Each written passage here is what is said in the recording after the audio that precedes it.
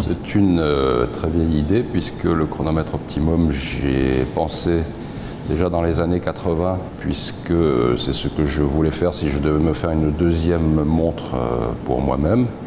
Et elle était restée dans mon esprit. Et j'ai même commencé à la dessiner, quasiment finie en 2001. Et comme on avait beaucoup de travail en dehors de ça, elle est restée dans les tiroirs. L'idée majeure, c'est d'utiliser toutes les sauces qui font un bon repas, c'est-à-dire d'avoir des ressorts souples avec un double barillet pour limiter les frottements. Ensuite, mettre un remontoir d'égalité pour que la force qui arrive à l'échappement soit toujours la même. Ensuite, c'est d'avoir un échappement qui fonctionne sans huile, comme avec les critères des échappements modernes, c'est-à-dire qui démarre tout seul et qui ne soit pas fait avec des matériaux fragiles, type silicium, etc. Ça doit être une montre qui, dans 200 ans, doit fonctionner, on peut la nettoyer. C'est un échappement à deux roues.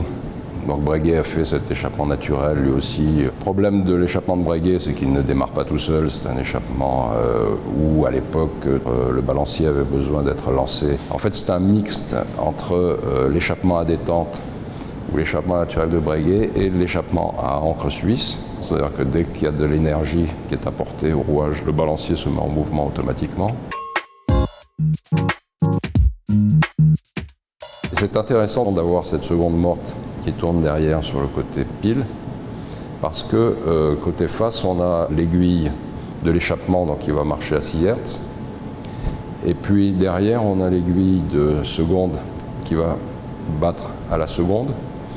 Donc ça différencie bien la vitesse de l'écoulement du rouage avant le remontoir et après le remontoir. Alors ce qui me plaît d'abord, c'était le travail qu'il y avait à faire, parce que on en bave toujours, parce que c'est pas évident. On a eu pas mal de retard dans les livraisons de ces pièces parce que on a eu des problèmes avec le rouage principal qui ne transmettait pas la force de manière correcte. Et c'est toujours des fautes stupides parce que on croit que ça va être facile, et plus on pense que les choses vont être faciles, et plus on se fait piéger, et plus on fait un travail difficile, et moins on se fait piéger.